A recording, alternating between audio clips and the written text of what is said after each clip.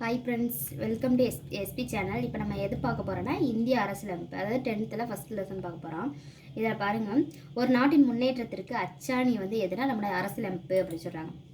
அரசியலமைப்பு என்ற கொள்கை முதல்ல அமெரிக்க ஐக்கிய நாடுகளிடம் தோன்றியது.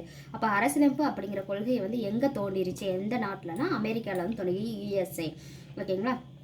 இதில் அனைத்து இதில் ஒரு டைம் மட்டும் ரீட் மட்டும் பண்ணிக்கோங்க.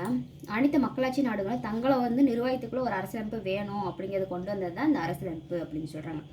இப்போ அரசியலமைப்பு உருவாக்கம் எப்படி ஒரு அரசியலமைப்பு உருவாச்சு, அதை பற்றி பார்க்க போகிறோம். 1946ஆம் ஆண்டு அமைச்சரவை தூதுக்குழு திட்டத்தின் கீழே தான் உருவாக்கப்பட்டிருக்காங்க.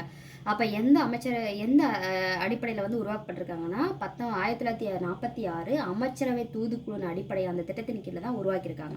இந்திய அரசியல் நிர்ணய சபையில் இந்திய அரசியலமைப்பு உருவாக்கப்பட்டது.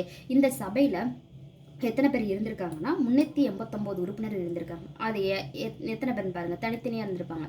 292 மாகாண பிரதிநிதிகள், 93 சுதேசிய நியமன உறுப்பினர்கள், மாகாண முதன்மை ஆணையர்கள் சார்பில் 3 பேர், பலுச்சிஸ்தான் சார்பில் ஒருத்தர்.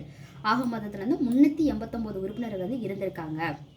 இந்த இது கேட்பாங்க, சரிங்களா? இதை வச்சுக்கோங்க. 389 உறுப்பினர்கள் இருந்திருக்காங்க.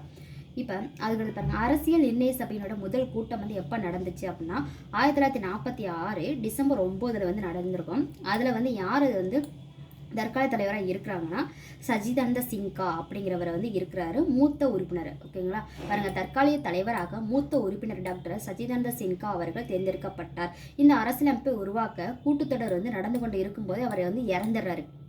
அவருக்கு பதிலாக யார் டாக்டர் ராஜேந்திர பிரசாத் வர்றாரு. அவர் தலைவராகவும் இவர் கட்சி முகர்ஜி, வி டி கிருஷ்ணமாச்சாரி இருவரும் துணைத் தலைவராக தேர்ந்தெடுக்கப்படுறாங்க. இது எப்படி